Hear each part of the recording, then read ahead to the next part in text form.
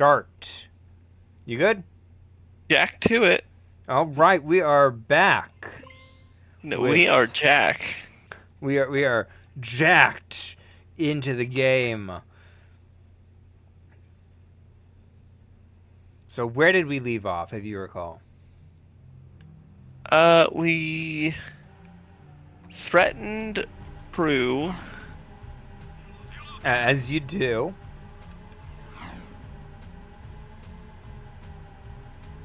So last I don't time remember. we were involved in the Dart Maker project, and now we're doing odd jobs for crew. But more importantly, there's something we forgot to talk about last time. Ah, yes. Well, we're about to The do a cookie mission. clicker lore. Yeah, cookie clickers. Not cookie clicker lore. Cookie Right. run lore. Yep, a game I will never play because I'm pretty sure it's a gacha game. It is, but it's one of the more generous ones. But Yeah, I just don't play them on principle, that's fair. and also they're not my kind of game. That's fair. But we'll do that as soon as we get to the area we're heading to, which is the sewers. Because the sewers are a real pain in the keister. Yeah. This is like the worst level in the entire game. Like, people complain all the time about how this game had like no difficulty balancing. This is part of it. Makes sense. Oh no, wait, this is the easy part. Okay. So later, the next time we visit the sewers, it's harder.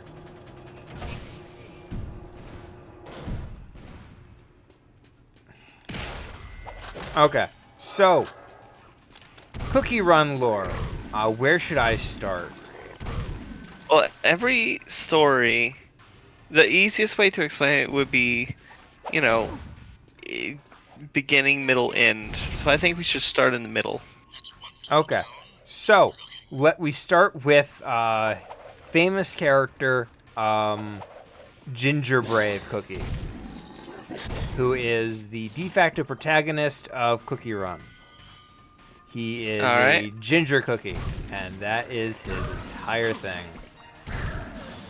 Okay, so Ginger Brave has escaped the witch's oven and is now seeking to start a kingdom of his own. Or rather, just gets sort of embroiled in it by others around him who are like, we should start a kingdom. So, the one thing he needs a crown. But it turns out a cake hound, which is a dog made of cake, has stolen the cookie crown. And it's up to him and his friends to, get it back. And they end up running into, of all things, a group of evil cookies who are committing evil cookie crimes. And he's like, hey, bad guys, stop being bad. And they're like, no. So obviously, he has to do something about that. And as he does something about that... Whoa. That's actually really cool. I always appreciate it when stuff falls in games.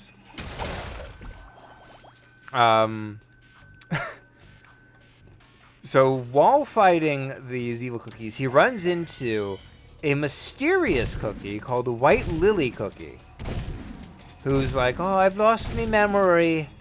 Oh, if only I knew who I was. Well, guess what? Turns out White Lily Cookie is actually Dark Enchantress Cookie, who has lost her identity after being kind of defeated the first time by the 5 warriors, who are White Lily Cookie herself. But does she time travel, or is it just like consciousness? Kind of a consciousness thing. She's sort of split between like 2 separate entities. Like Maligula. Yes, but one has a body. I mean, both have bodies. Oh, sorry. Oh, so it's like Sia and Lana from Hyrule Warriors. I guess I've never actually played Hyrule Warriors. Oh, it's not that bad. It's a Dynasty game. I'd love me some Dynasty games. Yeah, it's Dynasty Warriors, but in Hyrule, and it's got a pretty solid story. Oh, Yeah, the main antagonist for the first half is Thea. She's a witch who is basically trying to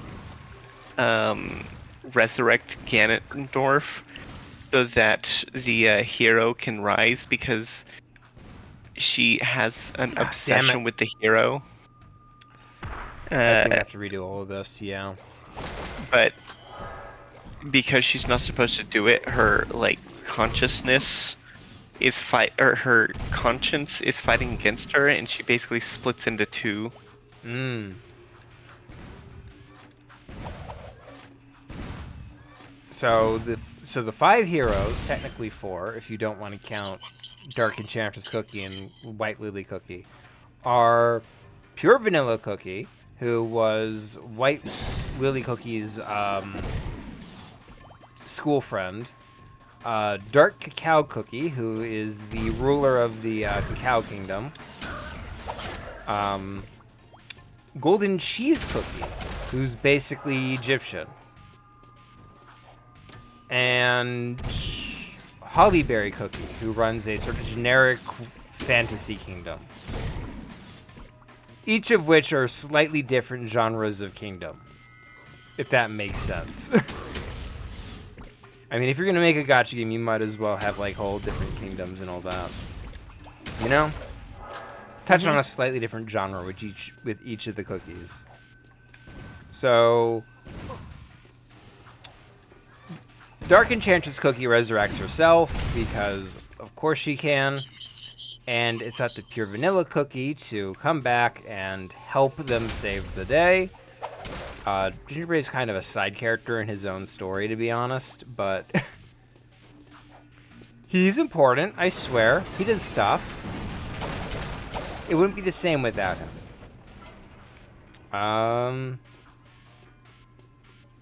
And they end up chasing the bad guy off. So, Dark Enchantress Cookie flees to what is known as Beast East. Where at, okay. Which is basically another continent. And I'm kind of skipping things because a lot of the minor strokes don't mean anything, you know? Lots of friendship good, friend, hello friend, that kind of stuff. Mm-hmm. So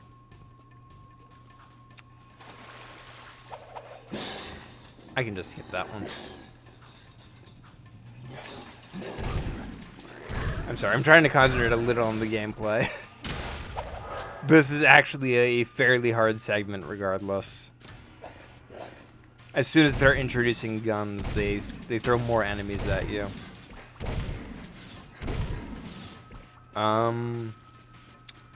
So they end up recruiting all the other remaining 4 heroes, and they travel to Beast East, but not after making a small detour to meet BTS, the Korean boy band, who are very important to the plot, I swear. I don't know anything about K-pop.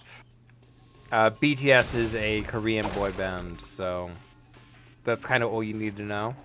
They have hit songs like Butter and Ever heard of it? yeah, fair enough.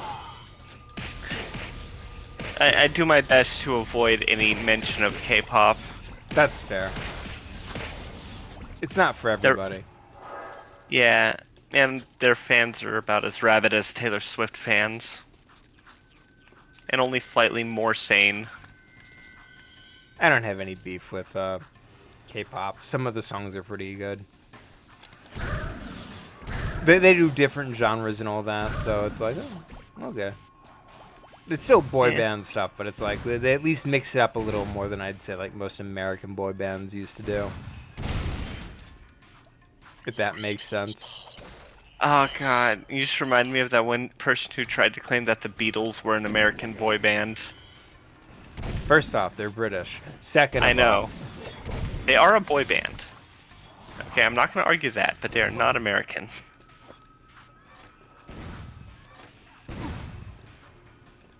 Oh no, that knockback. dear God, thank you.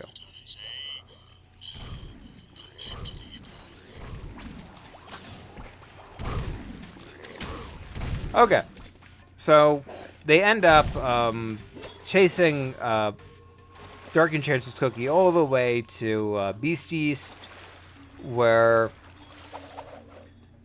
they discover that the witches. Okay, so the big lore of Cookie Run is that all the cookies are cooked by witches in their oven, and occasionally cookies have cookie babies, but like nobody really knows how that happens. They just show up one day. So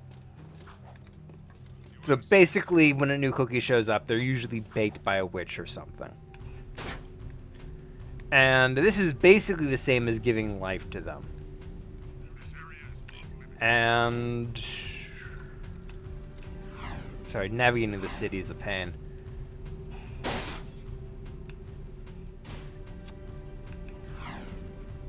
You know, I can't really get into, like, the finer details, because I'm like, I don't want to really get into, like, themes of apathy and empathy, the greater lore. Dichotomy. Yeah, because, like, as soon as the beasts show up, so each of the, 4 heroes, or technically 5, possesses something called a soul gem, which is basically, you know, like Captain Planet, where like, Earth, Wind, Fire, Yeah, the Heart? elements. Yeah, they're basically all, like, versions of Heart, instead of elements. So it's like, this is the soul jam of truth. This is the soul jam Oh, of the elements of willpower. harmony. Kinda, yeah. Basically the elements of harmony. From MLP, yeah, fair enough. This is the soul jam of friendship, that kind of thing. Anyway, turns out they're not the original owners of the soul gems, and those belong to the 5 beasts who were originally created by the witches to dominate all the other cookies. So what, did the beast, like, suck all of that out of mortals or some No, shit? they just got And that's- bored of being everybody's lackeys, so they just sort of became terrible people. Work in the sewers and come back smelling worse than a wet hip hog in a warm barn. This could have a serious impact on the lady factor. No. I think it was my lunch, actually. Nice work in the sewers, eh? I guess you're looking. I love his design. Crew has a great design. There's a blast of mod stashed in some crates at the port. Find it, and it's yours. Crew really does have a great design. It's the tiny ass legs. It's the very blatantly evilness of it all, but like at the same time, works for a mob boss. Oh, absolutely. He radiates hedonism and skeeviness. Fair enough. I swear I'm good at driving. I swear I'm good at driving. I swear I'm good at driving.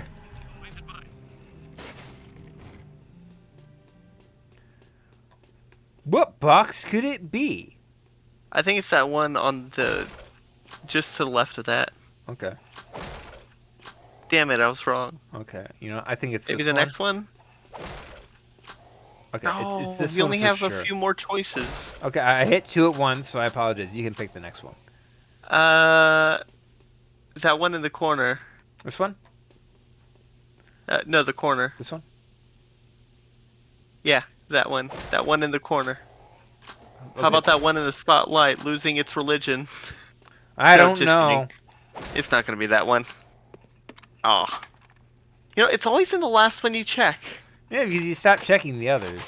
Exactly. I don't know, there might be another one in there. You never know.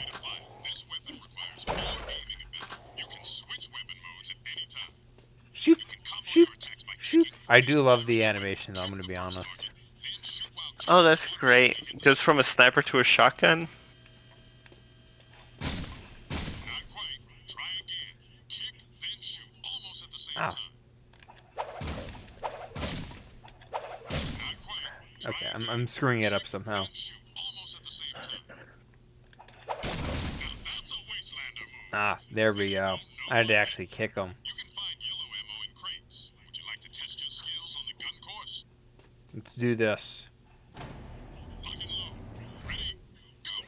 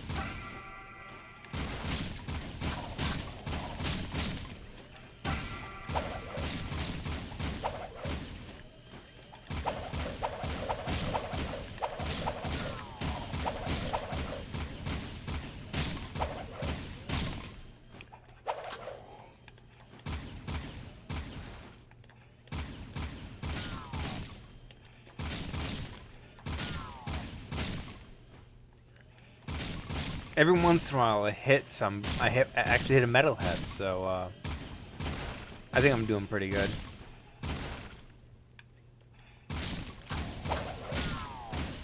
Well, that guy jumped in for my bullet. You saw it.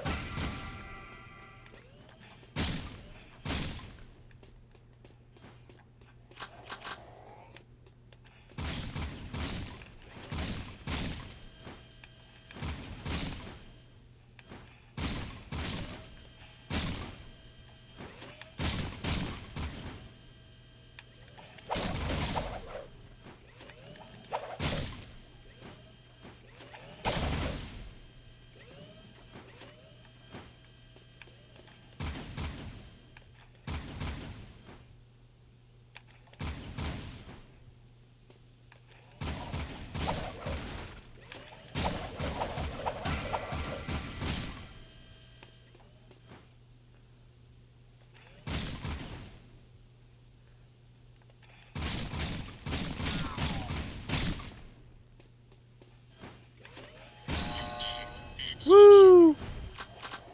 I did it. And somebody came by and filled up all the ammo crates. Nice. Okay, so what are you up to? You've been playing Elden Ring. Yeah. I'm sorry, I feel like I've been holding all the conversation tonight, so... Yeah. I do still hold my I do still hold many of my criticisms about there being too much, and the pacing being feeling slow as a result. Listen to you, Jack. Racing is Um, the biggest sport in the city. I mean, it's not a bad game. The things that I list are a problem with open worlds in general, Only a fool would dare but I race have against been a enjoying Mary. the seamless And that's where you co-op. two come in. Mm. A client of mine. The Seamless Co-op has been a looking for lot of fast fun. driver for her racing team. Yeah, I can't wait to do He's a Raya Lucario security with you. I officer want to get my in armor so the bad. stadium section. And then I can start working on whatever the heck build I have in mind. All I know is that you have spear build. We, the racers, hereby agree to give crew all proceeds from race earnings, endorsement fees, broadcast royalties, syndication residuals, vehicle sponsorships, small appearance fees, collectible card assets, fast food tie-ins, use of likeness rights, talk show deals, clothing lines, all print rights, including book, novella, comic, pamphlet, ticket tape, neon sign, and bathroom graffiti designs.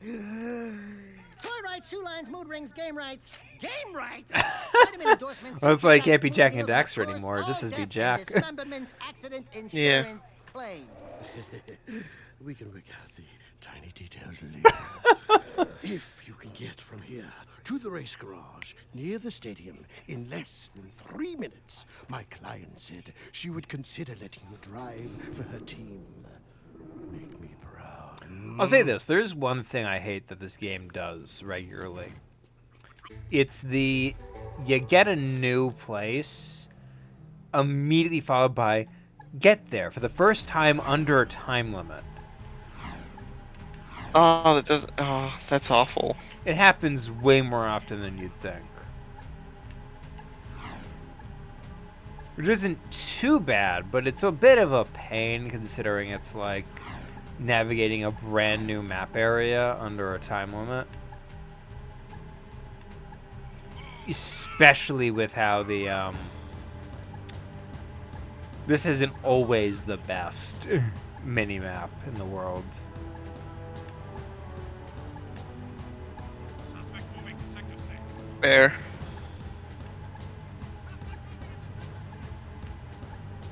Subject not in sight. Thankfully, I'm very good at navigating it.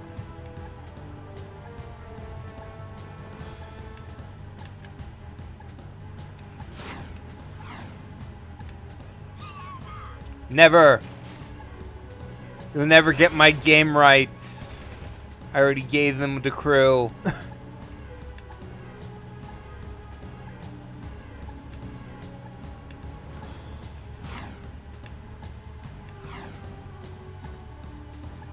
So do you have a end game spear in mind?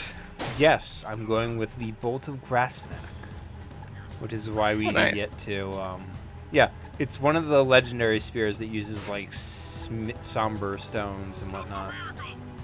Nice, nice. The only item I've been using that uses somber stones is the pulley bow. Hmm.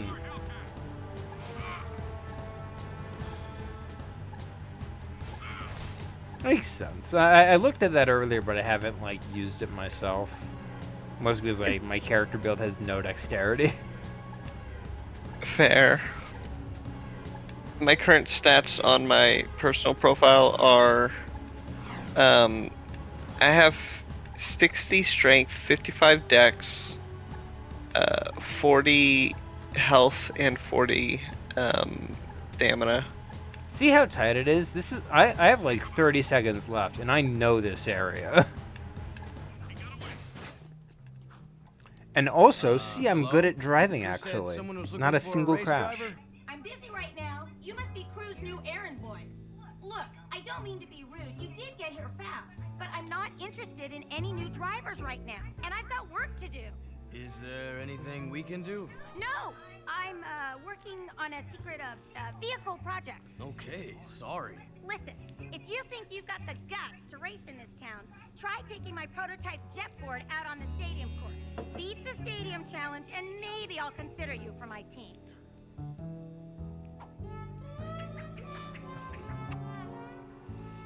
Notice anything that's being said, or more specifically, what's not being said?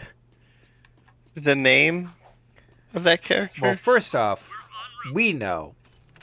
we know Obviously. that's Crew's daughter. No. No? No, you played Jack 1.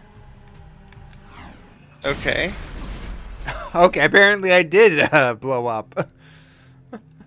That's Oh, you are terrible at driving. That's Samos the Wise's daughter. Kyrie? Kira? Kira? Yes. Sorry, too many K names in my childhood. Yeah, that's Kira. Alright.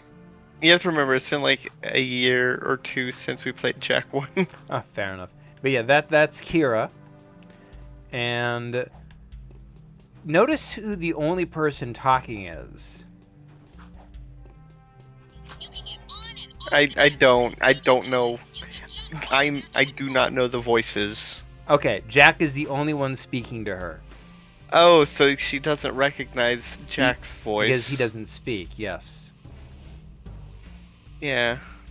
And that's why they don't realize it's each other. Yes.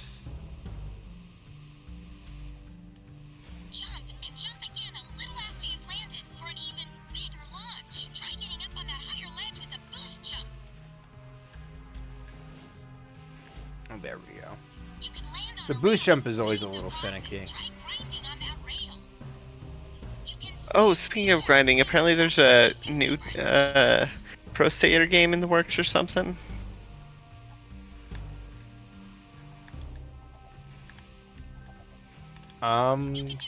Yeah, Tony Hawk has something that's being announced soon, so we don't know what it is yet. You can also do tricks for fun. Try to put a number of moves together to get points. Get enough points to win the challenge. Alright, activate the judge. Oh, there we go.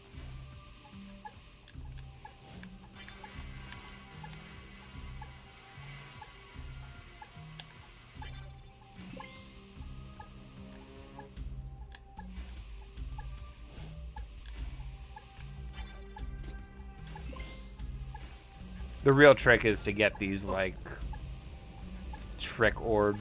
You're never gonna get enough just doing trick standard. You probably can, but, like, it's just not as easy. You get, like, way more points by, like, just, you know, just doing anything. Specifically getting, like, the little trick orbs. See, like, just barely 200 there. I need to work my way up to those things. Yeah. Is it better or worse than Spyro 3's skateboarding sections? Significantly worse. Oh. Oh, that's not good. Yeah, you can see it right here, like... Definitely finicky. Yeah, I'm probably gonna fail this because I wasn't going right for the orbs. You played Spyro 2 on the channel, right? Yes. We need to get Biddy to play Spyro 1 on the channel at some point. Not enough points. Work on your moves. Not enough points. Work on your tricks. Okay. Work on your orb placement.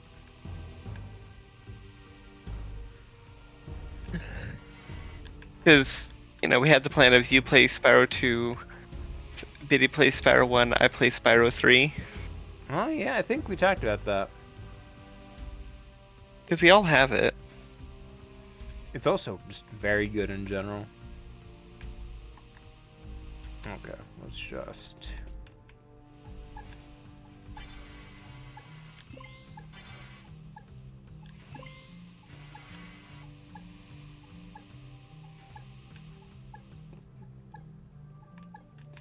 Yeah, I don't think you're getting the... Okay, yeah, it's a little tricky. I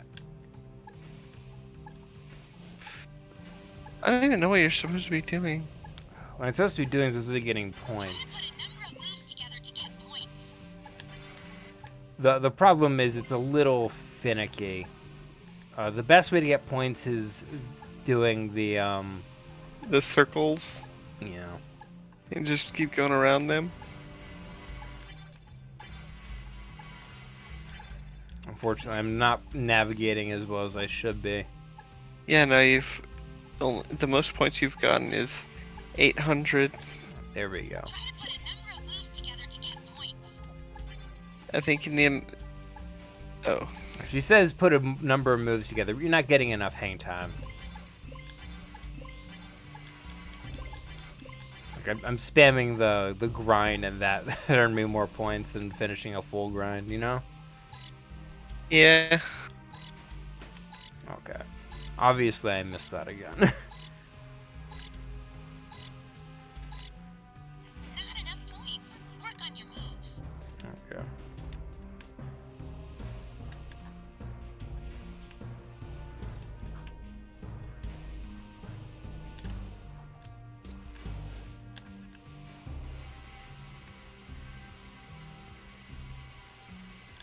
Yeah, this is not like Tony Hawk Pro Skater.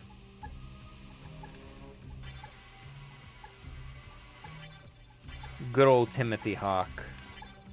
Wonder what he's Yeah. up to these days. This. Plot twist, that was Tony Hawk the entire time. Oh no! Oh god. We'll never know what he's up to. Because we'll never know if we're talking to him. I love the story of Tony Hawk in Weird Al music video. You know that story, right? No, I don't. Tell that story.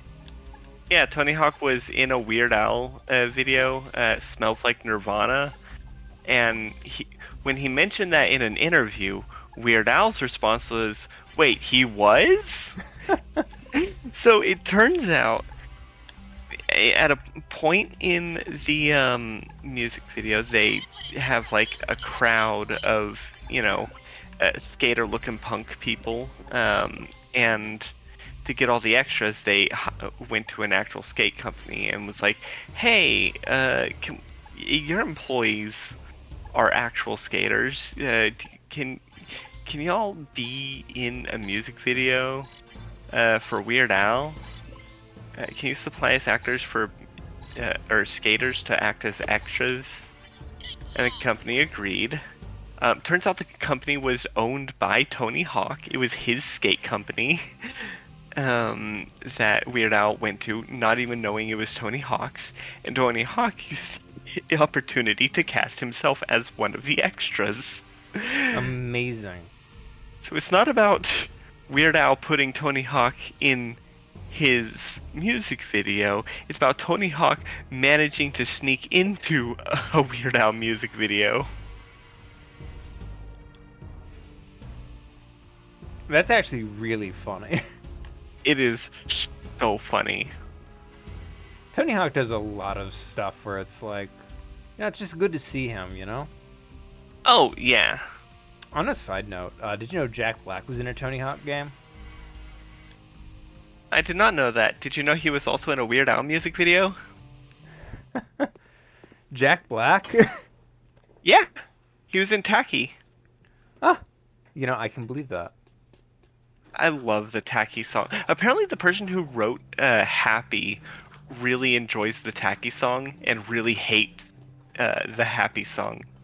Oh, absolutely. Apparently that was like, wasn't that like made after like 5 other songs got like rejected and he was like super sick of it? Yeah, so he made the most corporate schlock ever as a joke, and they're like, perfect, yes, we will distribute this. We're gonna put this in our new movie and everybody's gonna hear it. Listen, don't you have someone to collect money from or beat up or something? You don't like us, do you? You work for that slimeball crew. What's not to like? Looks like you've won a few races. Isn't it true the city champion gets to tour the palace? Yeah, why? Could you get me into the palace? A friendly visit, I gather. Yeah, I'm a real fan of the Baron. Okay, I'll help you out if you stop bothering me. I saw an old maintenance elevator at the base of one of the palace support towers. I love that the shadow is just a texture on the an animated texture on the curtain. Yeah, that's actually a really nice detail. Yeah. Also probably really hard to do. Not really. It's just an animated texture you put on the curtain itself. Fair enough. You know, it's always weird how sometimes the easiest solution is the one you never expect.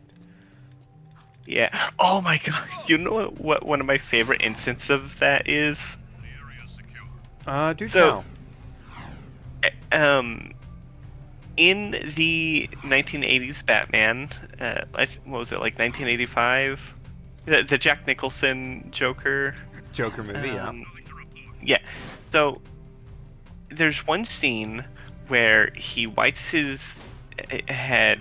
He wipes his head, some sweat off his head, and it removes some of the skin-toned makeup, revealing the Joker white underneath in the movie. Mm-hmm.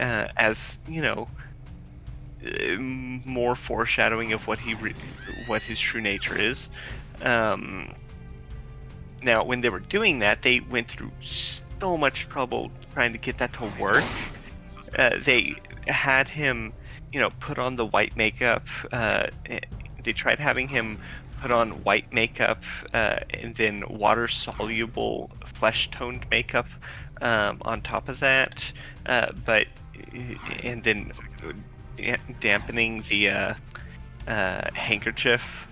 They tried numerous ways, and then someone was like, why not just put white makeup on the cloth itself and no makeup on Jack?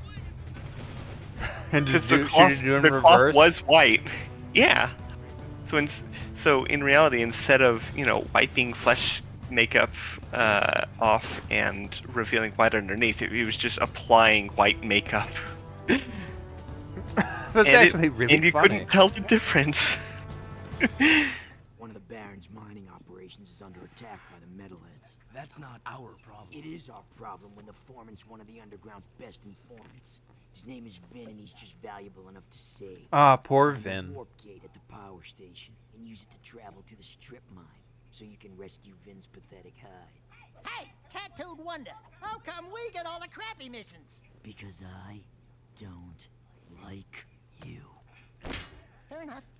Whatever deal. I the like Baron made with Dexter. the metalheads, the city's eco is almost gone, and his time is running out. Do you like If we Daxter? don't get the kid back on Of the course. throne Who soon, doesn't like Daxter? I want him, and I want to put him in a little cage, and I want to make him say stuff for my amusement.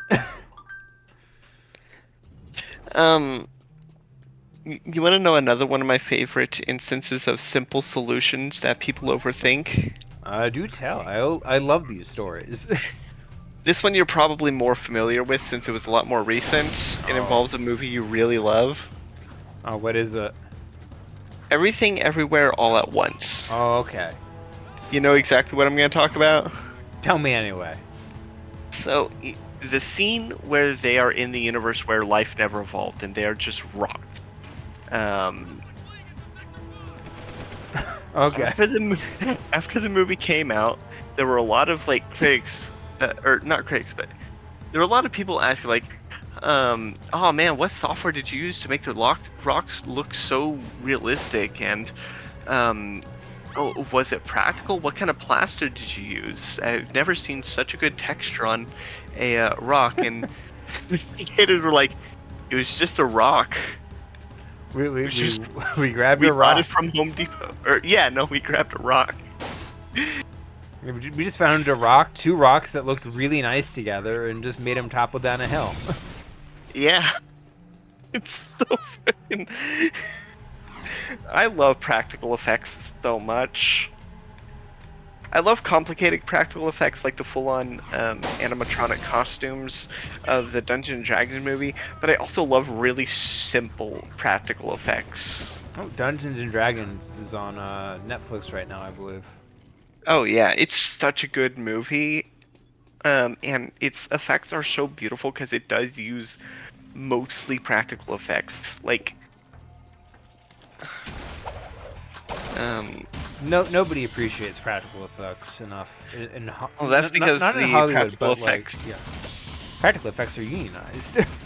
Yeah, but also the reason why is because if practical effects are good enough, people won't notice them. So they True. don't think about them.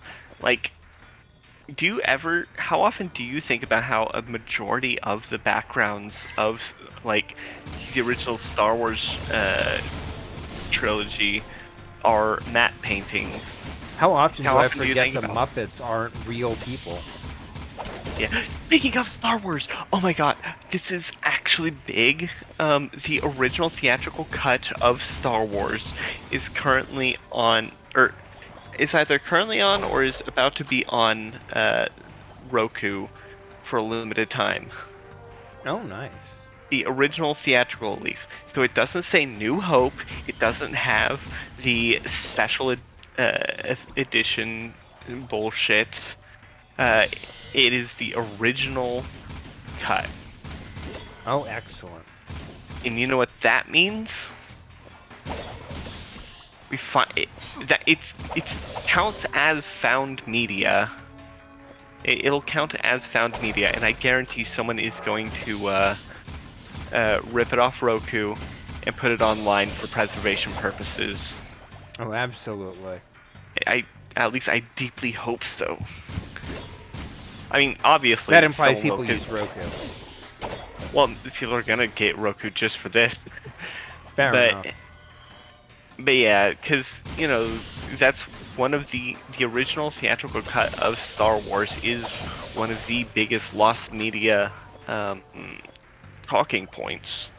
So the fact that it'll be available in a digital setting or in a digital platform where people can do their thing, that is really good.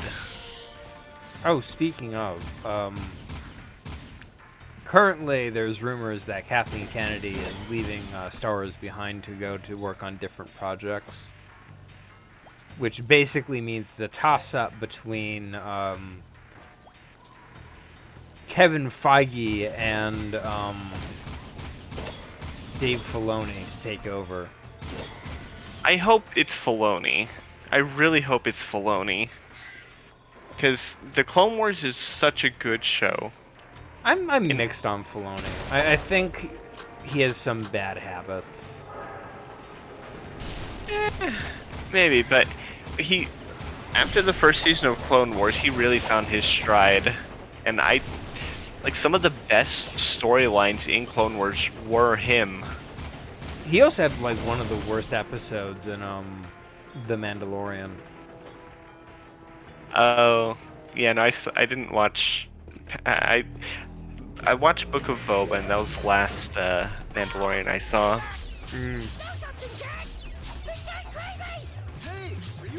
Is that the guy that learns the true nature of the precursors in the third game? I don't think so. Oh, thank goodness. Where's he on? He digitizes himself, I think. Just you two? Oh. What do they think I'm worth? I'm beginning to wonder that myself. If you want, you can stay here and be metal meat. But Daxter and I are leaving before those monsters get back. I love Vin.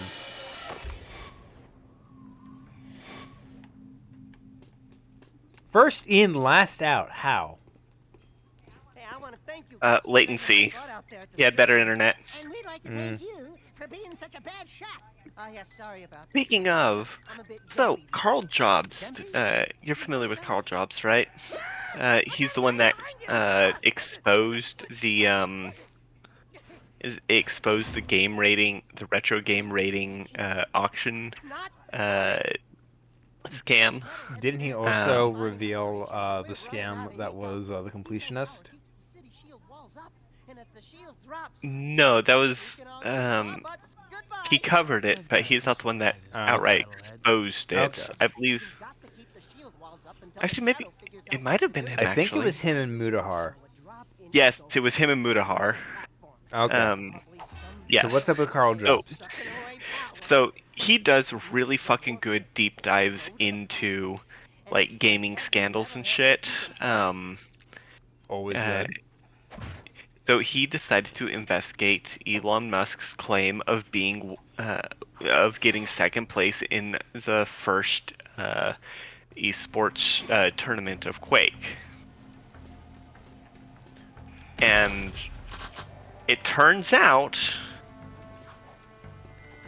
that while he wasn't in the first actual recognized esports tournament, he didn't get second place in that because people who actually knew how to play did.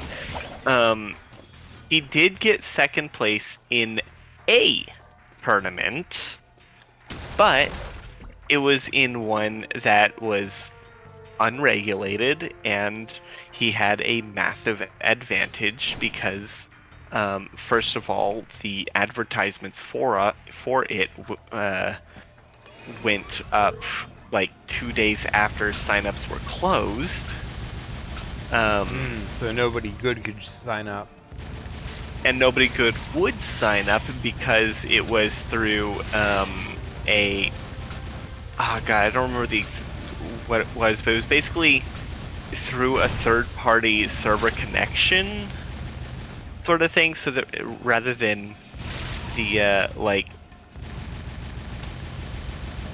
instead of going computer game opponent, it's computer game server opponent. which increases the latency, and also it was not divided between people who had dial-up and people who had broadband.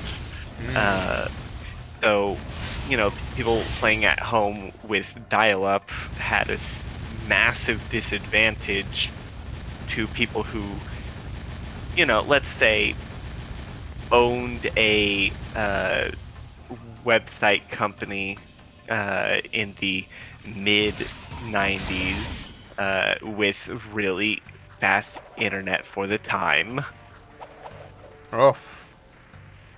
which, you know, Musk used his company in the 90s to use their internet, so he had a massive disadvantage. And the people, or yeah, he had a massive advantage. But the reason why he got second place is because the people who had first place were like actual proper, like a proper gaming clan before the clans really. They were a proper gaming clan and had like offices rented out with broadband, so they were on equal footing in terms of latency, and they moped him. As soon as someone was at the same level as, on the same playing field as him, he lost. No surprise. But yeah, when he tried to do when he tried to get the actual first esports tournament, he didn't even qualify. And the actual world's best Quake player said that he kind of sucks at the game. I mean, he sucks at every game that I've seen him play out. So Oh yeah, his Elden Ring build is horrible. people can make it work though, but like that's people who actually know how to play the game. Yeah, those are people who are like absurdly good at the game and can beat the game with a fucking broken sword at soul level 1.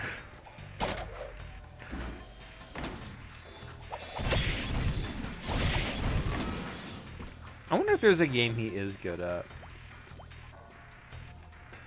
I was about to say he's good at playing Twitter, but he's really not. He has to cheat. Oh, true. He had to buy votes, as it were.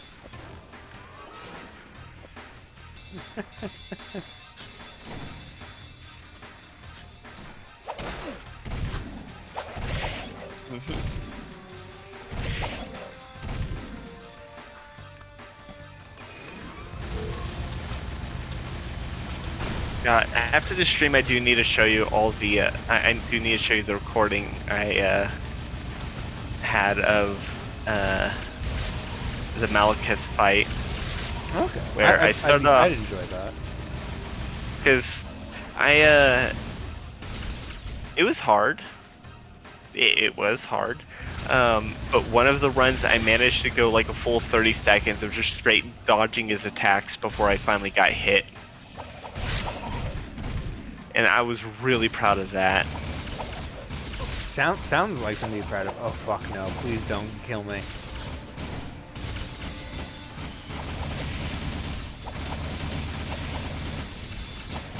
No! God damn it!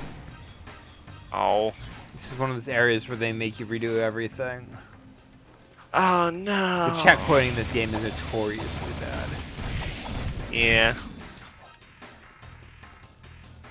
I'm not even gonna pretend it's any good. It's bad. Thankfully,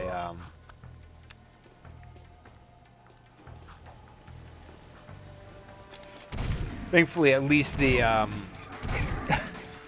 least that remains you know, undisturbed. The Bad checkpoints.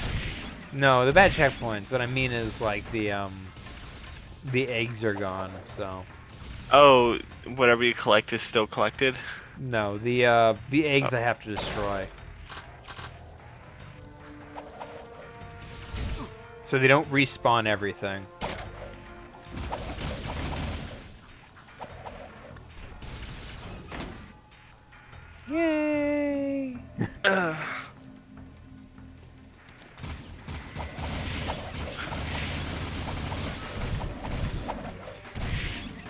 Ugh, my back. Oh. I'm back! I'm back! Ow, My back. My back. I love the Sam Raimi Spider-Man films. You know what Sam Raimi film you really need to see? What? Drag Me to Hell. I've read a synopsis. I think I'm good. It's a very Sam Raimi horror movie. It is a horror comedy. Okay, I will consider it.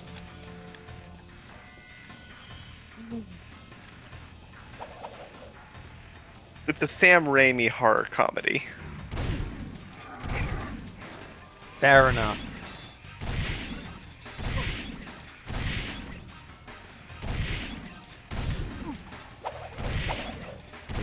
Small ass bastards are impossible to hit. Yeah.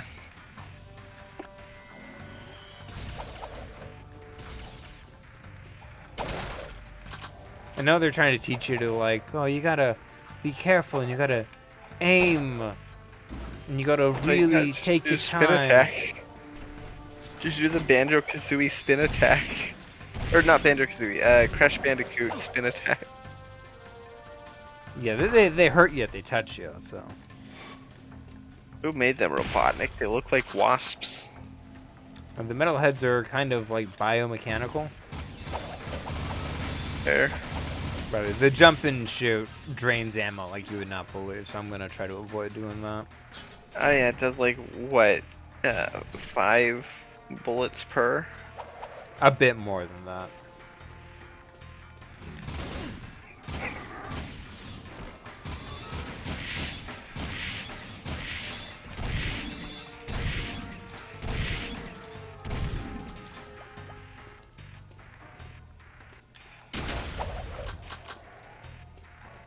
I'll say this: I do love the level variety in this game.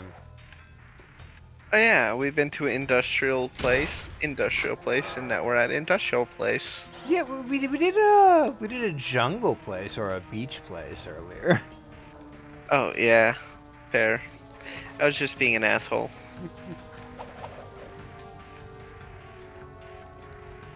It's okay. You can be an asshole occasionally.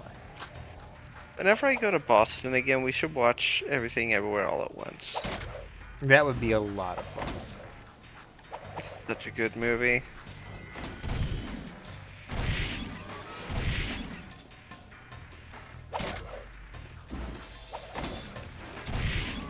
No! What the fuck is that? A giant drill? Yeah, it's a giant drill.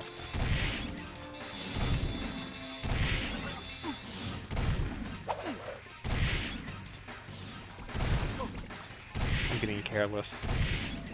But it kind of is an issue with the shotgun is like really short range. I mean, yeah. Damn it. Oh my god, you just got murked. I'm having a bad day. Did get my way. I wonder if he likes that song more. He probably does. So do what? For Pharrell, the guy who did the Happy song, Oh, he also did the first song, which was like, I'm having a bad day. I've never heard that. It's the song from like the first Despicable Me, the one in all the trailers. I don't. It's the I one don't where he remember the- freezes the puppy. He freezes the people. Yeah, no, I don't remember the trailers. They play it at the beginning of the movie too. So Yeah, I haven't seen Despicable Me in like over 10 years. fair enough.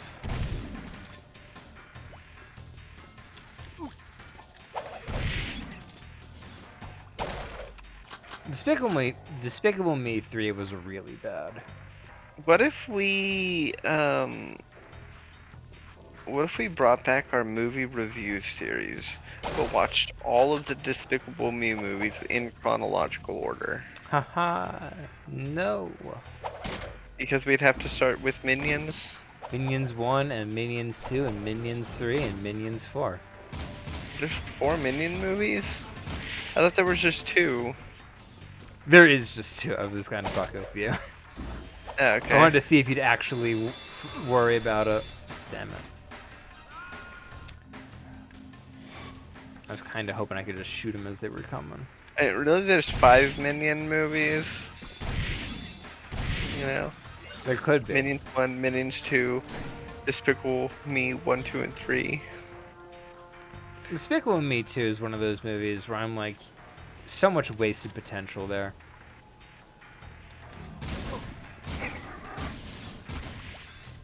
Yeah. Like, I really do stand by the fact that, like, the storyline focused on the wrong aspects of what made the first one good. Oh, definitely. The first one was so good because it was about, like, you know, it was a character arc. Not negative And- that. I think And also, it screws Vector up. was great. It screws up the world building. I think one of the things that made the first one so, you know, easily fun is the fact that it really was kind of a crapsack world where all, like, the villains were everywhere and there was nobody fighting them. Yeah, but also, like, even the villains were beholden to the banks. Yeah. And they kind of just got rid of the banks moving forward. So it's like, where's...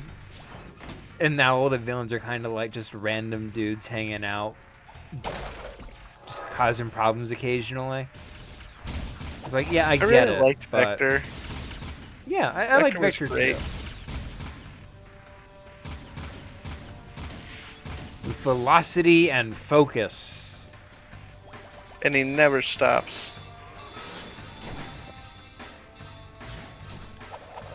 And the thing I like about Vector the most is that despite being eccentric and a huge fucking dork, he was still pretty fucking smart. He built a lot of his stuff himself, yeah. Oh yeah, and he also was smart enough to let other people do the work for him. True. Classic villain behavior. Hmm. I think one of the things that made Victor a really good antagonist is the fact it was sort of a old versus new. Oh, definitely. And also the reveal that Vector is just there because of nepotism. Oh, absolutely. Yeah.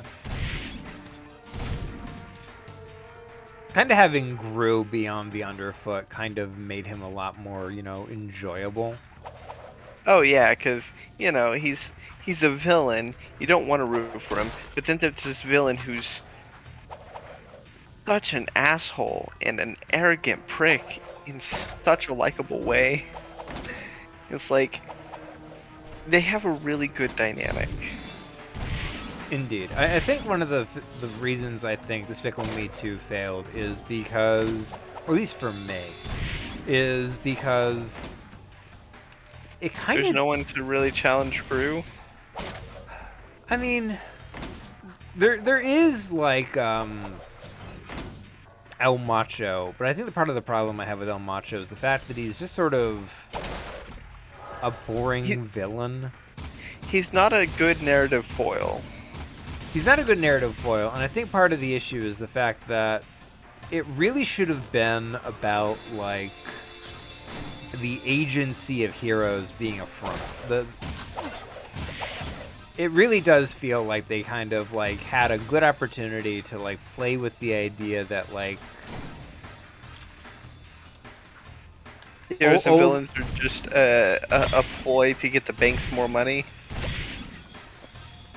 Kinda. I think one of the things about, like, what I didn't like about, like, El Macho kind of being a lone agent is that I think the hero organization really should have been fake.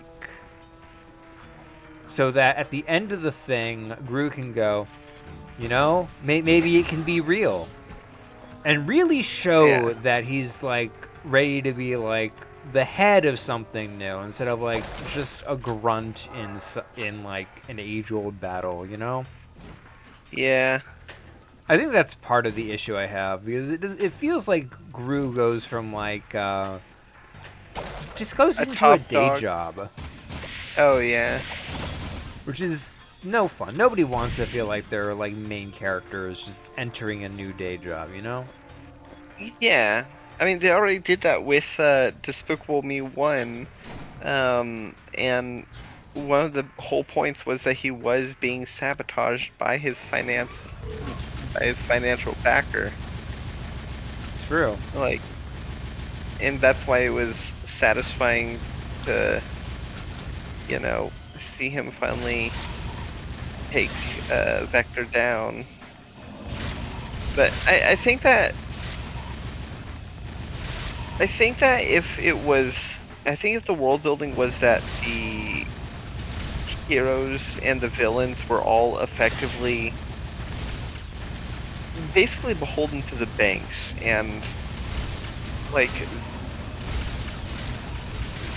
you know, and that I think the banks, you know what I mean. Yeah. I think those should have been beholden to the banks, and the banks were the ones that were deciding, like, up, to left. No, I'm looking for the Oh. I'm not looking for the enemies. That shows me where the enemies No, are. the egg, up. It's up and to the right. Oh, there. Oh, okay. On the crane. Yeah, I thought you were I saw talking the- about the arrow, so I was like, stop telling me the direction No, of the arrow. No, I was talking about the barnacles. Oh, okay. Oh, there we go. Love to see things collapse. Oh, yeah. Headaches. That should give us a little more eco for the city. Good work. Okay, now. I think it would have been more interesting if, like, the big fat boss character, who really did look like a budget version of the boss from Dilbert, was just like another wannabe villain who was lying to everybody, because they replaced him like immediately in the third movie.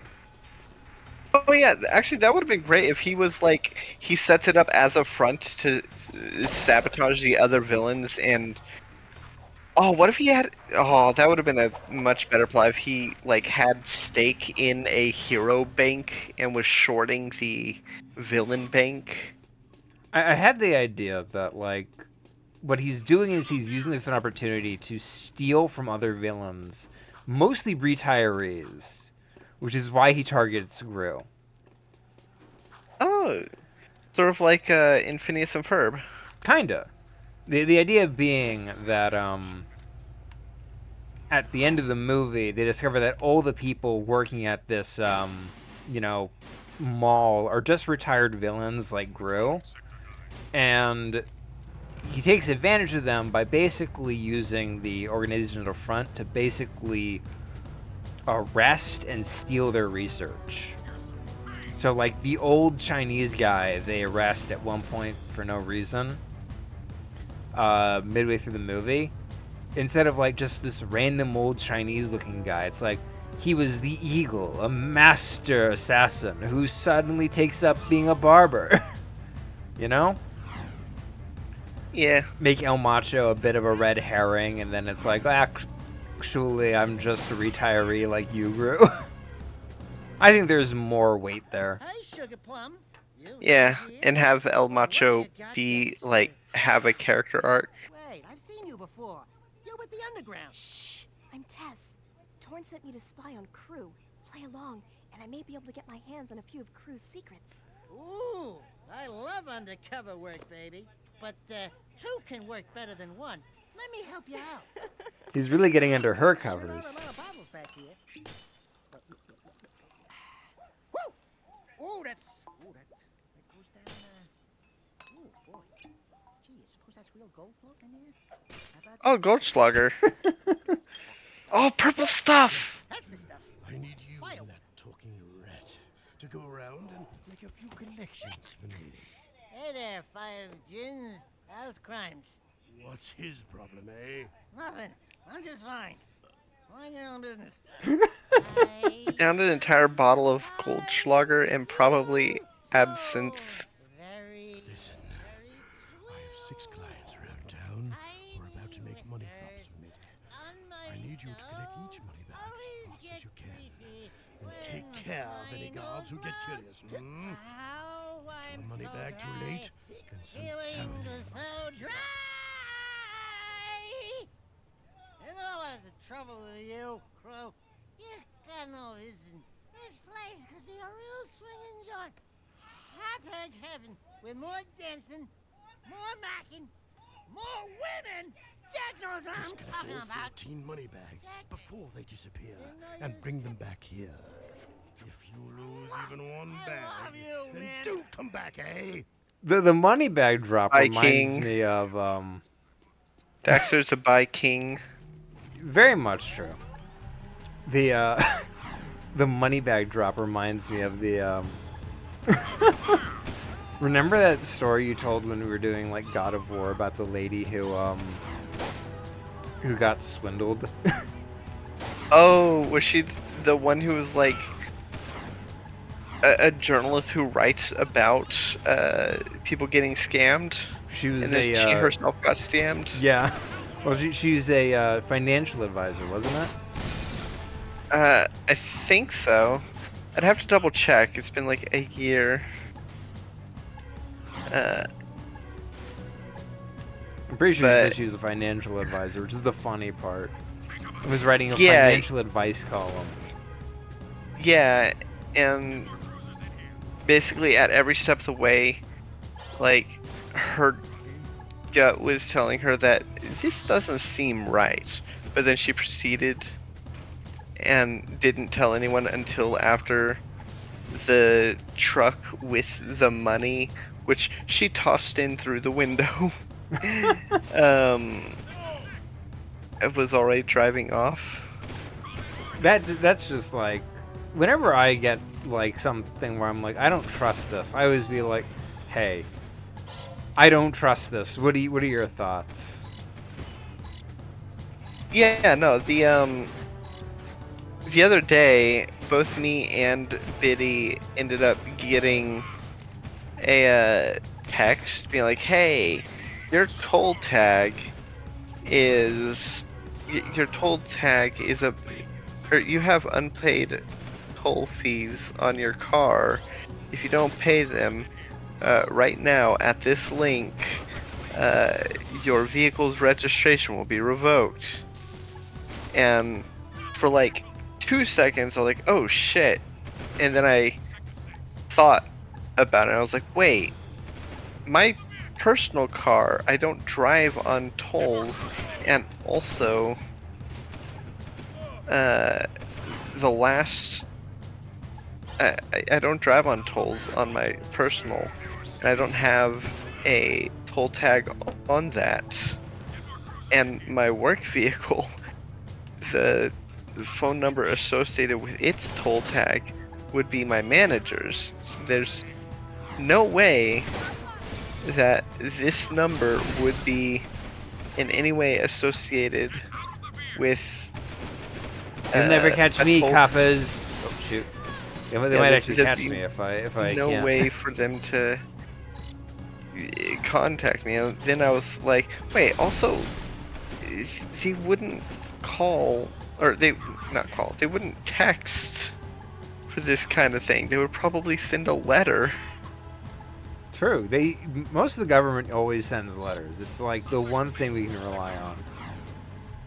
Yeah. Bring the money back to Crew.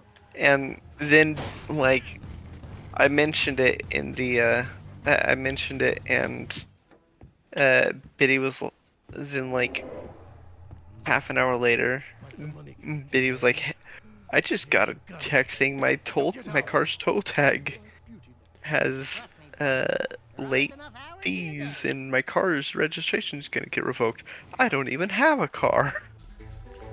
So then it turns out, like, almost everyone who has a phone in Texas got a text like that at around the same time. Oh. My stepmom got one in a group text. It's so stupid. Just setting up the whitest net possible, you know? Oh yeah, there's definitely some people who probably fell for it, and I feel bad for them. Because the thing you have to remember is these obvious scams, they're intentionally obvious because the people who don't catch it are the people who are likely to give a whole lot.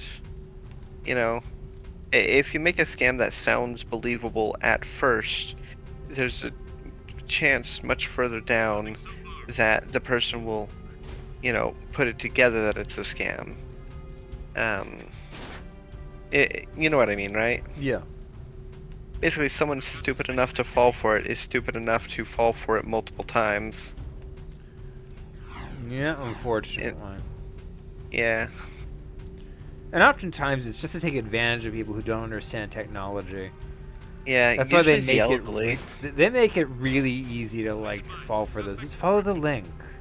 Here's the link. Just click the link. Don't do anything else. Don't do any other research. Just click the link. Oh yeah, no. I also got a scam email like a few months ago, being like, this your PayPal transaction for like $4,000 is processing for this number, blah blah blah, or this order number. One of my old guard comrades was sent to the pumping station. And There's been no word from the patrol. And after what you guys ran into out there, I'm afraid she may need some help. Did you say she? Don't even think about it. Stop that! This is serious, you moron. they nudged the lamp. That's right. Don't mess with the sugar. This friend of mine has helped the underground many times before. Go back to the pumping station and take a look around. Render assistance if needed. Now get your squirrely ass out of here. It's an Otzel ass, excuse you? Yeah, he doesn't even have a bushy tail. Yeah, he's very he's much a rudder aquatic. butt. Yeah, he's a rudder butt. And it's funny for a character who's obviously designed for swimming. Daxter does not have any swimming sections in any games. Well, if you remember, the last time he went swimming was in a pool of dark eco. Yeah, he's not good at taking baths, I guess. True. I just think it would have been like an easy win if there was like a Daxter segment where it's like you just have to swim. Yeah, just use like the fucking flying mechanics of Spyro. Like, just have it be those controls. I mean, that's insane, but underwater. Huh? This is a Naughty Dog, but you're thinking of Insomniac games. No, I mean just like, I don't mean like copy the code or anything. I mean have it feel as good as those sections. That cop must have been sweating bullets when I did that. But yeah, I got a scam being like, oh, this PayPal charge of $4,000 is processing.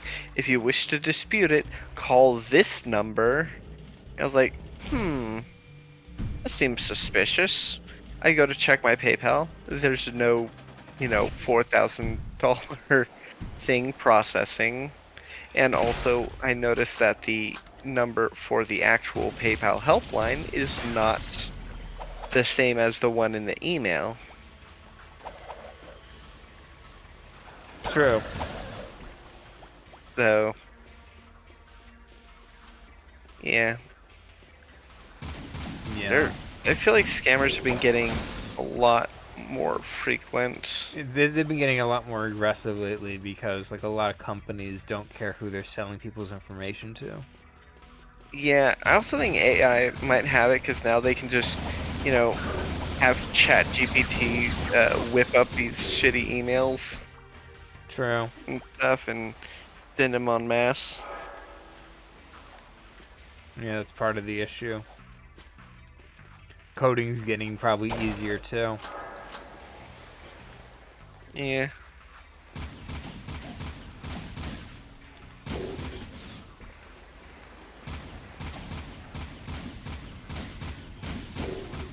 It is weird that Daxter never had an aquatic section.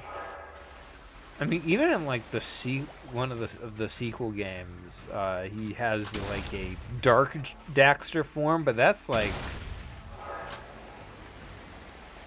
that doesn't mean anything.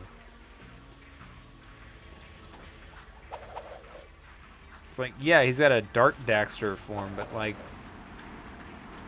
this is a monster form. You know? That's just Crunch. That's just straight up Crunch Bandicoot. I hate that you're right. Speaking of monster forms, Sonic Unleashed is getting a fan-made PC port with the decompiled coding and it's shit. available now. Yeah. You just gotta bring your own legal copy of the game to the table. Yep.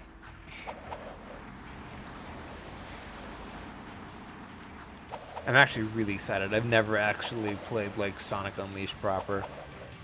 Didn't we play it on the channel? No. Oh my god, we should play it on the channel. How many episodes of this do you think there's going to be? It's a 2003 game, so it's not going to be too long. That 2 is pretty bulky. We're at like 13%. At Well, the that end includes all like side quests and bullshit. I mean, there are no side quests in this game. Other than that, I mean, outside of like the mini racing thing that we did previously in this last episode. oh. Yeah, all the main missions are mandatory. So we're looking at like 8 episodes maybe. Some old crimson Yeah, blood, we'll huh? find out. She's probably got more facial hair than me. Who the hell are you two? I do love a woman in uniform. Want to bark some orders at me? Woof woof. I'm your soldier on the front lines of love. Waiter, foxhole for 2. She's just watching this entire comedy routine, and she's like, I could cap him, but... I don't need help. Yeah. I think she's more baffled. I mean, I'd be baffled if a fuzzy furry rodent was like barking orders at me and talking about how he wants he wants me to bark orders at him. Which game is it where one of the characters keeps calling him a muskrat? Is that the first one? I think. Might be the third as well. Maybe. Yeah, I think once we finish this, we could... We're planning on doing Hat in Time after this, but I think we could probably do Sonic Unleashed and then Hat in Time.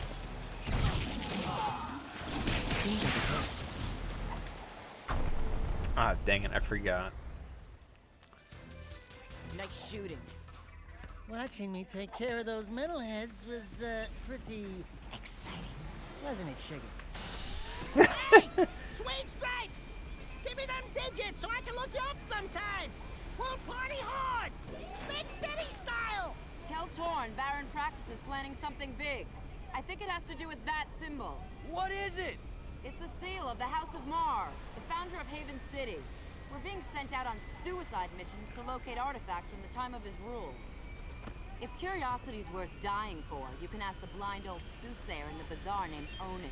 She might know something about all this. Here's my bazaar. I love access blind to the seers. house. I love It's Onan. Aslan, huh? We're even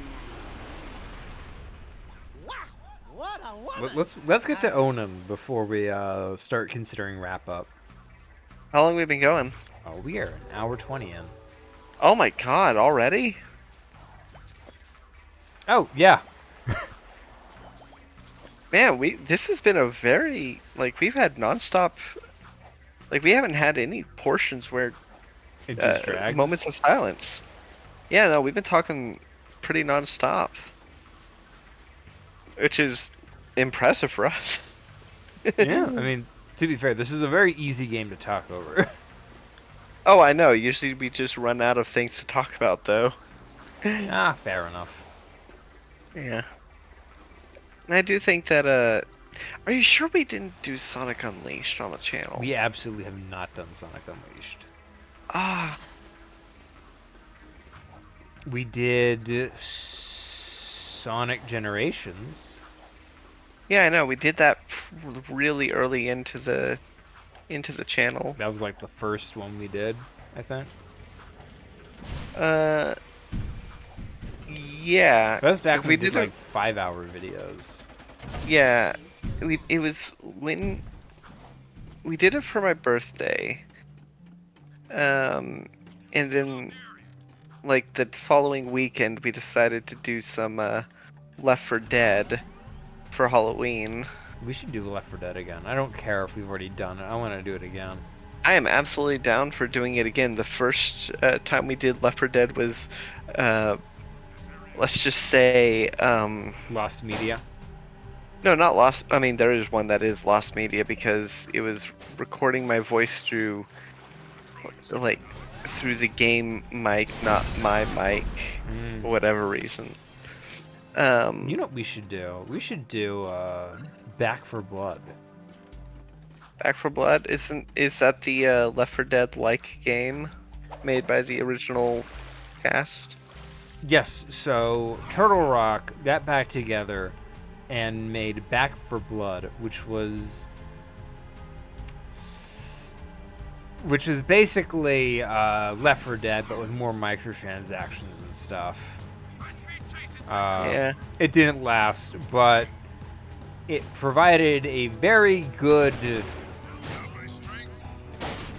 It provided a somewhat inferior version of a great game, which is still a great game in of itself.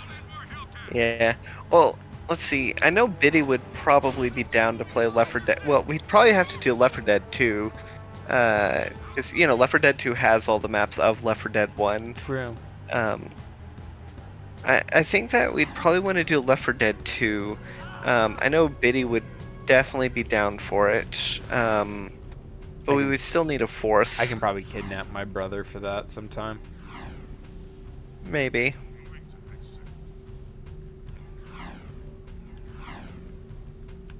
I'm Who sure did we we can find originally Jester. Yeah, but who was our fourth? Was Ian? My brother, Was it yeah. Ian? Yeah. Hmm. It was Ian, Jester, you, and me. Right, it was before Biddy was. It was before Biddy was a mainstay on the channel. Yeah. Back when Jester was the mainstay.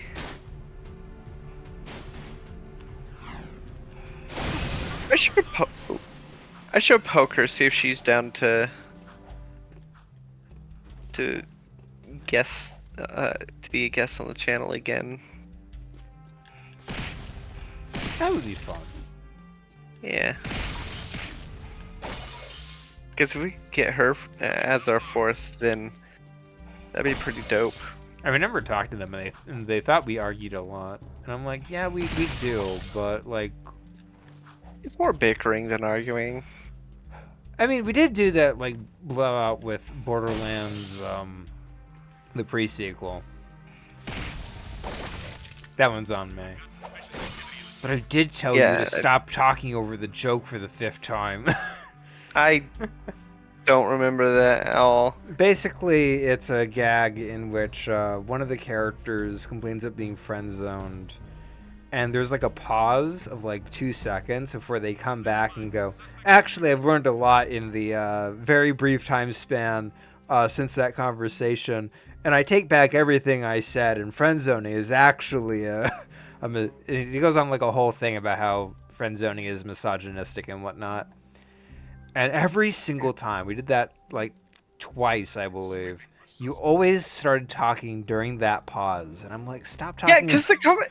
Yeah, because of the pause, and I had something I wanted to say. It's.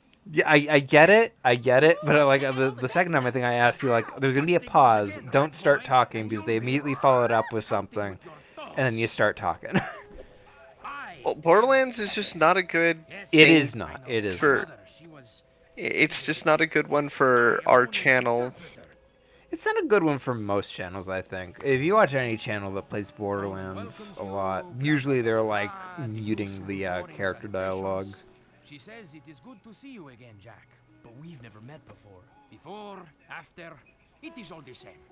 Ow! Ow! Let me try. I like that monkey bird design. A yakao bladder.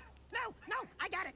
For many moons, she has waited for a juice pop, a jewel shop. Oh, I know. She's got a hairball, a hair lip, a hairy chest. Nose, but no. I do like Pecker, even if he is a So what do we need to know? She's going on pulling his about monkey. energy channels, evil curses, stupid woo crap. Forget all that. I'm gonna sum this up quickly because now you're cutting into my siesta time. Onan wants you to recover 3 artifacts from the Precursor Mountain Temple. Not 2, Not 4, 3. Use the warp gate. Just like Monty Python. I'm pretty sure that's what it was referring to. 3 items you'll find. You'll not Probably. count to Well, two. no, because in the Monty Python skit they always say 5 instead of 3. Okay. You will not count to 6, and 7 is right out. Be advised, I'm on foot. We'll count to 3. Not 2, for that is too short. Not 4, for that is too long. And not 5, for that comes after 4. But the count of 3. 1, 2, 5, 3, sir. 3! Sweeping for suspects. that is a good one, I'm gonna be honest. Yeah, Because- Monty because it Python does- Holy Grail still holds up so well. I love that entire gag where it's like, my name is Tim. Tim. This is Unit Alpha. We're en route. There are some who call me Tim. Did you The ever see reason- Time Bandits? No, I know you've asked me before, and I've asked what it's about, and I do not remember. Oh god, I actually had to read the Wikipedia article on it recently. But the general premise is the 7 dwarfs, who are all played by incredible actors, very very funny people from the Monty Python group. Basically get together, and they're like 7 dwarfs who work for the Supreme Being. Oh my god, you killed someone. Yeah, and I'll do it again.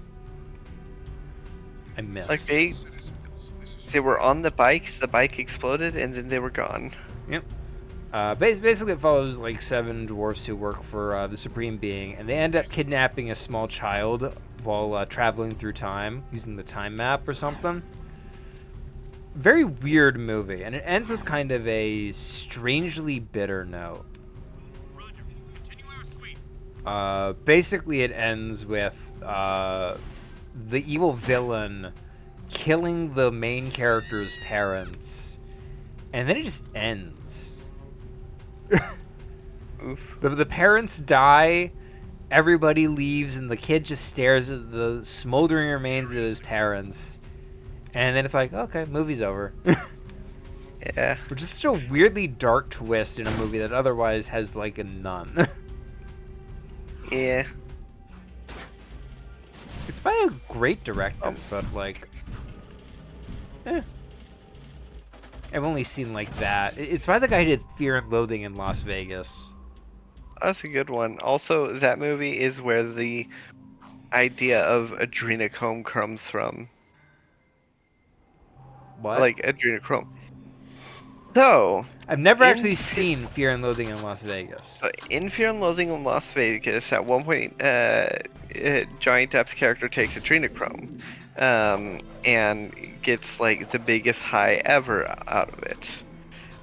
That is not what adrenochrome is. Adrenochrome is, it's literally just a type of adrenaline, and you can, if you take it, at most you're probably gonna have like a bit of a heart race and a headache, but you're not gonna get high off of it. Ah, fair enough. Yeah. Oh, shouldn't we save? The game saves automatically. Okay, I thought we were gonna call it a night No, after let's talking do to this this here. mission. Let's do this mission. It's Okay. it's probably one of the lengthier ones, but we'll definitely be done in like under 20 minutes. Oh crap! Oh, He's just to chase me a bit. what's your favorite Johnny Depp movie? I don't watch many Johnny Depp movies, so I can't really say. Oh fuck. Well, Sweeney Todd.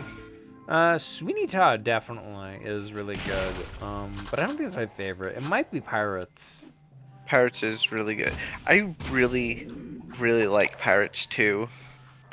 Pirates 2 is definitely the best one of the three. Of the only 3 Pirates movies that there are. I think Pirates 2 is probably like my least favorite, but that's like more because Really? of the strength of like the first one. That's fair. I think that Pirates 3 does... Oh god, there's a fantastic there's a fantastic video essay on YouTube about it, but that came out shortly after Captain America: Civil War,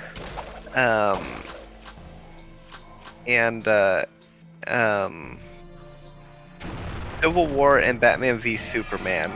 There's a fantastic video essay that came out that used Pirates 2 as the example of, conflicting goals in characters, and how it's the characters themselves seeking something out should be what drives the plot, instead of, Other contrivances? Yes. Because in it, Beckett wants the heart. He only, everyone he asks to retrieve the heart, effectively, the only one who's actually there to retrieve. At? Oh, he's shooting at that up there. Okay. Yeah. Because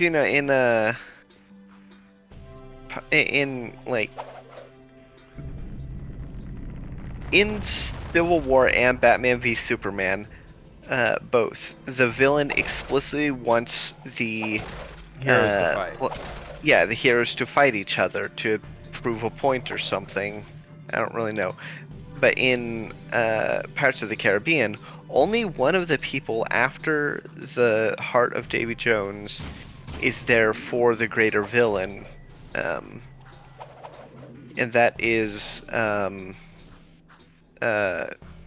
Norrington. Everyone else is there for their own purposes. Jack wants it to get out of his debt with Jones. Will wants it to free his father. So they all have their own. They're not there because the villain wants them to be there. In fact, Beckett would probably rather not have Jack or Will there, and just have Norrington be there to get it. Honestly, Norrington isn't even there because of the greater villain. It's because he wants his old job back. Yeah, and he was. Yeah, and he can only. Oh, right. Yeah. He never even talked to. Oh God, you're right. Beckett never even talked to Norrington until Norrington got the heart. I think Norrington actually talked to Will more, which is the funny part. I don't know. I can't recall. He sends Will to collect Jack because Jack has the compass. Yeah, and he arrested. And he was holding Elizabeth captive. Yes. Right. And I like that Elizabeth kind of gets what she wants in the end. Yeah. Everyone has their own goals. Oh, I love this. Also, That's some paper, huh? Something's cooking. Ooh, kind of smells like burnt Atzel. I think this is the first time they actually mention what he is. Probably. Also, I like that it reacted to Daxter's presence. I'm sure that's not foreshadowing for anything. I think it was more that he ran around the edge. Could be. Also, the fight scene on the water wheel fight scene is so fucking good, because that's what the whole movie is culminating to. It is so good. Also, fantastic. I think Phil Minto made a wonderful dissection of that scene, as well as other combat in the Pirates franchise, and how fight scenes should serve more than one purpose. Not just to have a cool fight, but also to establish characters and stuff. And that one is the fight on the water wheel is a major moment in all three of their characters, because that is the moment that they have what they each of them desire in their grasp, and neither of them can like there's no way that all three of them can have what they want, because what they want is mutually exclusive. True. Fuck. There we go. I ran out of ammo.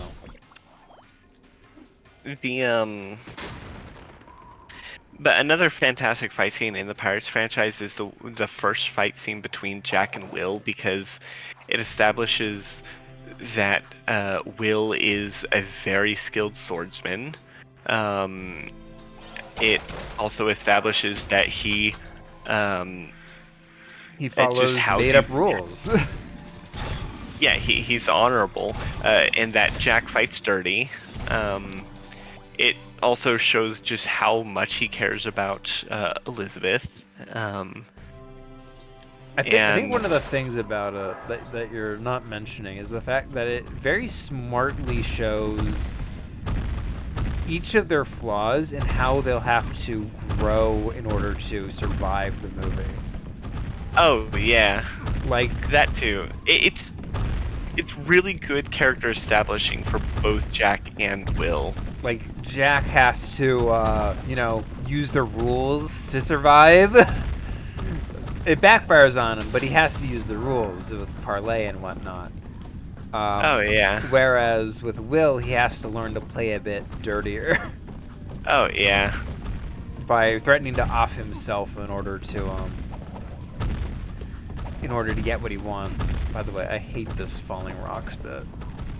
That's why fall, everyone dies. It's randomized. That's the problem.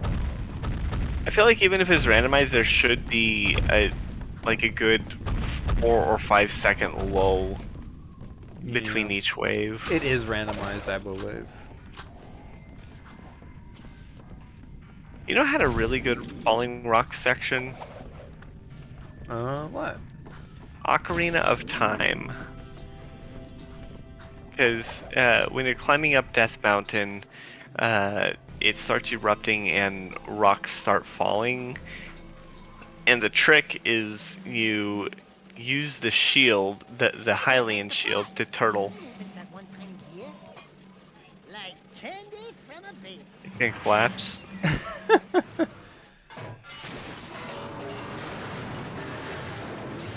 I absolutely love Daxter's little walk here. Oh, absolutely. It's such an absurd walk because he just does like little steps. Yeah, it's such an arrogant walk. It's good character animation. Especially since it's like, it doesn't fit his body type, if that makes sense. Oh, yeah. You think he'd be a little more slinky. You know, I think he is in later games. Because here it's like he's still trying to get used to his body. Yeah, he's still trying to walk like a human. Yeah, he hasn't fully accepted. Which is weird because it's been like 3 years canonically. I thought it was 2 years. There was like a year where they were like building the thing, I think. I mean, I think that was meant to be like real time. Oh, right. Like, Jack 1 takes place over the course of a year? Not a year. I think that's sort of a short period of time. But I always thought it was like, yeah, they take like a year to make the thing. Or like 2 years or whatever. Because like Jack 2 is to be like significantly older. Whereas like Jack and Jack 1 is like a teen at best. I guess. It's weird. It's one of those things where it's like, yeah, there's no real good answer, I think. Yeah. God, whenever I go to Boston again, we should also binge watch the Pirates trilogy. Well, that'd be fun. It would be fun. Maybe we can also binge watch Lord of the Rings. I've never actually seen all of those. You know, I am absolutely down for that. It takes about 12 hours. Oh, this is a really clever puzzle. No, I like that.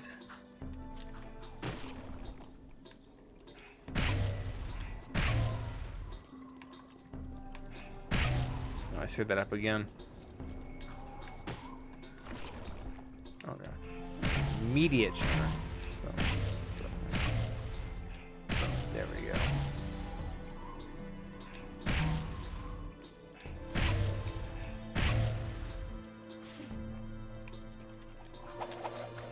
Okay, yeah, that one I bought. I think I think that one you need to make an immediate turn for as well.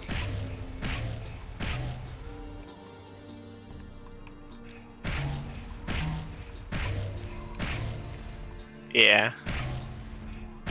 This is a really cool puzzle type.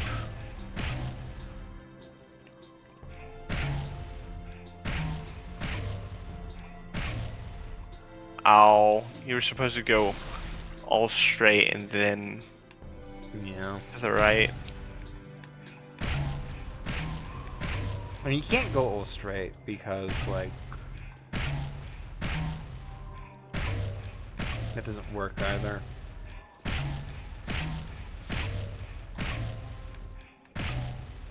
Because it doesn't go far enough, I think. There we go. Yeah.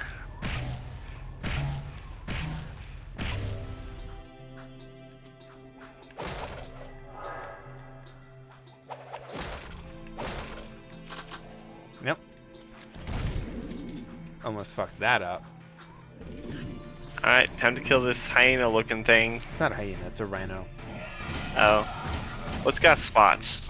I'm the rhino! Rawr, rawr, rawr, rawr, rawr. That's my impersonation of the character from Spider-Man.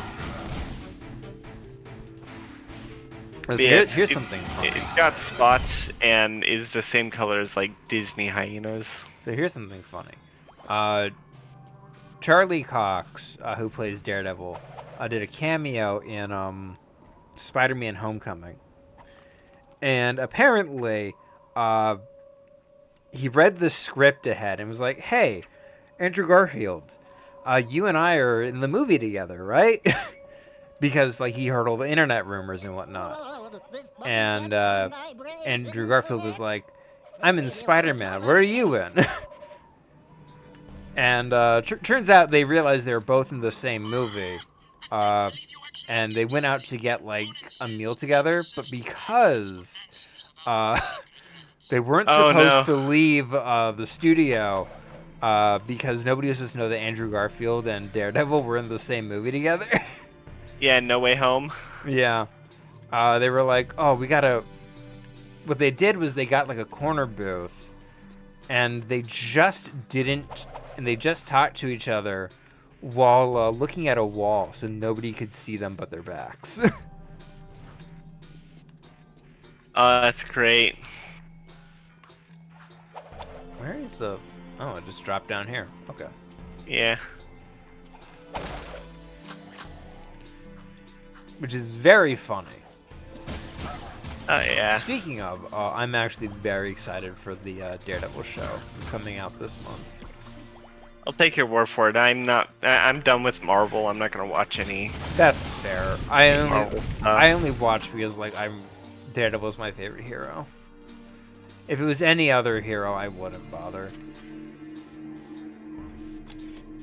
You know? Oh yeah. What'd you think of the was it like the 2000s? I really enjoyed the 2003? 2003 movie. Yeah, 2003. Yeah, with Michael Clark Duncan as Kingpin. And I think it was... It's not Matt Damon. No. I don't think it was Ben Affleck. It was Ben Affleck. It was Ben Affleck? It was Ben Affleck, yes. Because he did Daredevil, and then everybody thought he was like the death kiss to superhero movies, so he went on to do Batman. Yeah, like 15 years later. Yeah.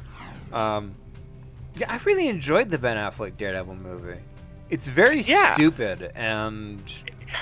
Yeah, it's very early 2000s comic book superhero movie. But I mean that in an affectionate way.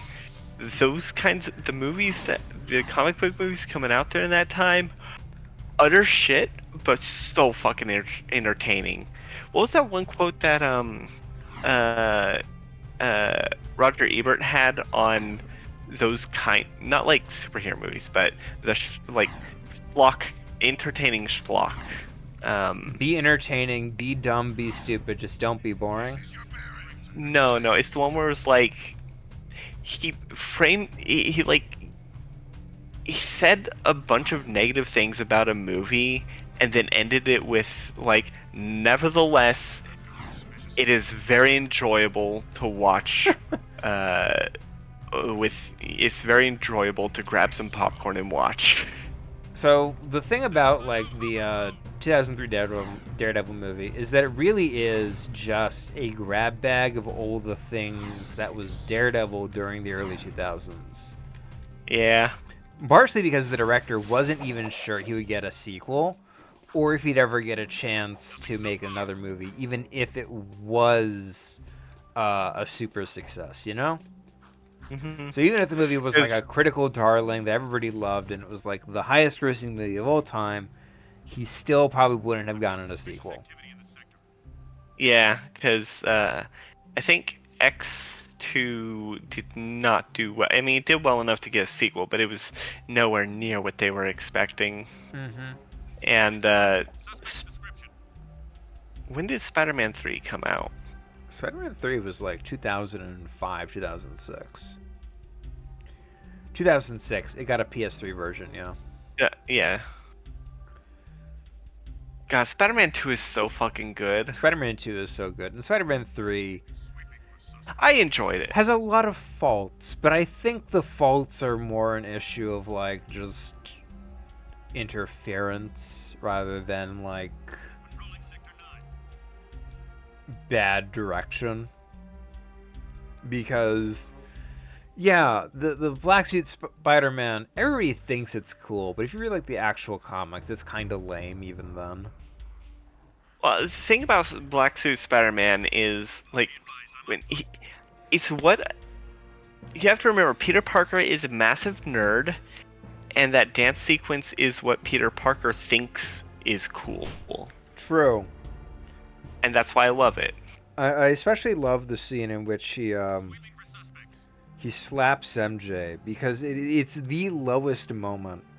And I love where, like, everybody realizes, even the people in the crowd, definitely realize this is way too far. This is not Peter. Even if you were, like, completely tone deaf to all the warnings.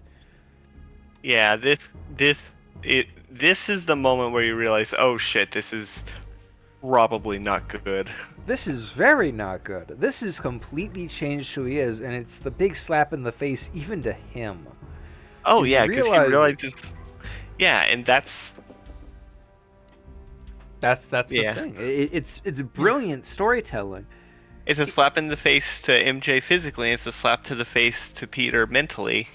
I think part of my problem with that, though, is that it still has, like, a happy they get back together ending, where logically, I think it would have been better if, like, they didn't. Yeah. To show that, like, yeah, even though everything is right again, it still doesn't, like, fix the problems. I think part of my main issue is that movie juggles 3 villains and doesn't know what to do with them. Yeah. So it sort of puts Harry on the back burner for a bit. It puts Sandman on a back burner for a long time. And a lot of the time it has to build up the Black Venom. Suit. Yeah. Yeah, it has to build up the symbiote and... Sorry, I just remembered that Eddie Brock prayed in a church for God to kill Spider-Man, or kill Peter Parker. I just remembered that. It's so love that. It's great. Anywho, we should probably wrap it up. Yep. Thank you everybody for watching. This was Jak 2. There's other stuff on the channel. I'm doing Sonic 06. I'm also doing Mario Brothership, and finally there is a couple D&D shows on, such as my campaign World of Tapir and my friend Ruby's campaign Ironforge. Comment challenge of the day. what are some of your favorite stupid movie moments? Like affectionate like I mean that in an affectionate way. Cuz I really love Eddie Brock praying for Peter to die. It's so absurd. Sticking with Spider-Man 3, I love the scene in which he introduces himself to Captain Stacy. Like, "Oh, I'm dating your daughter, by the way." Oh yeah, Eddie Brock is he is so charming in that episode, or he is so stupid. Like, he fakes a photo that's so easily disproven. Yeah, it's so easily disproven, and then blames Peter. Peter had every right to call him out for that, because it was, actual fake news. And if there's one thing John Jonah Jameson doesn't do, it's fake news. James Jonah Jameson. That's what I said. You said John Jonah Jameson. No, I said... Play the clip! She said John! Yeah, it is John... Yeah, it is John Jonah Jameson. Is it? Yeah. It's James Jonah Jameson. No, John Jonah Jameson Jr.